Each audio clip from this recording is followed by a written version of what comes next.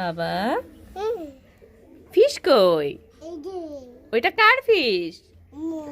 মামা কই বাবা, ফিশ কই দেখাও। এই যে দেখি তো এর ভিতরে কেমন ফিশ। ফিশটা একটু হাই দিয়ে দাও। হাই দিয়ে দিচ্ছ ফিশটা তুমি? ওই দেখো বাবা, কার ফিশ? মামা। বাবা কার ফিশ? মামার ফিশ। এর ভিতরে অনেকগুলো ফিশ আছে তাই না বাবা, বলো? ওই দেখো কি সুন্দর নড়ে।